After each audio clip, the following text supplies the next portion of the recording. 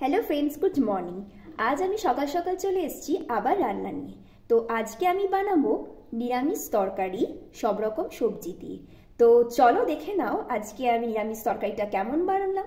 যদি আমার এই তরকারিটা তোমাদের ভালো লেগে থাকে বানানোটা, তাহলে please like, comment, share and subscribe my channel. Thank you. আমি রান্নাটা করতে কি কি ব্যবহার করেছি দেখে নিন। প্রথমে গাজর, ফুলকপি, মটরশুঁটি আর দুটো কাঁচা লঙ্কা। আমার কাছে বেশি সবজি না থাকার কারণে আমি এই সবজিগুলো দিয়েই আজকে রান্নাটা করব। তাহলে চলো দেখে নাও আমি কেমন করে রান্নাটা শুরু করলাম। প্রথমে আমি কড়াইতে সর্ষের তেল দিয়ে দিয়েছি। এটা গরম হয়ে যাওয়ার পর একটু জিরে দিয়ে দিলাম ফোড়নে।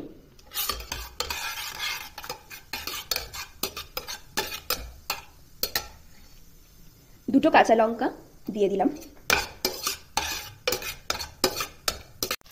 আমি সব সবজিগুলো কড়াইতে দিয়ে একটু ভেজে নেব।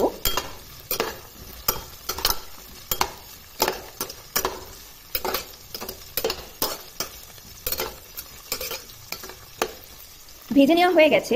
এবার এতে মশলা অ্যাড করছি আমি। একটু হলুদ, সামান্য পরিমাণ নুন,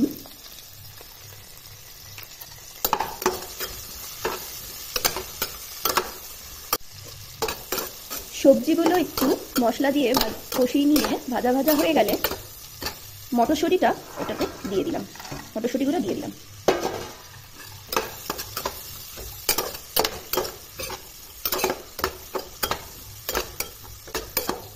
দিয়ে আরেকবার নাড়াচাড়া করব। এই রেসিপিটা অনেক সহজ, আপনারা চাইলে বাড়িতে কম সময়ের মধ্যে রান্না করতে পারেন। সবজিগুলো মশলা দিয়ে কষিয়ে নেওয়ার পর এবার সামান্য পরিমাণ জল এটাতে অ্যাড করলাম।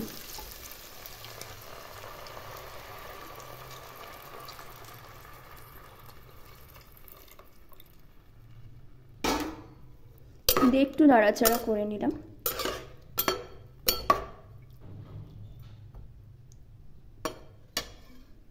এবার অ্যাড করছি সামান্য পরিমাণ নুন,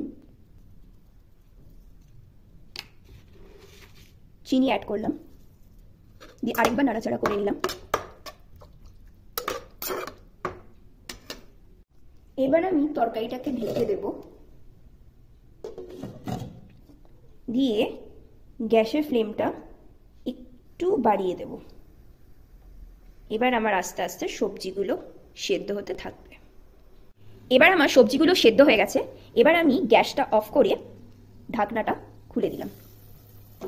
দেখো আমার সবজিগুলো খুব সুন্দরভাবে সেদ্ধ হয়ে গেছে।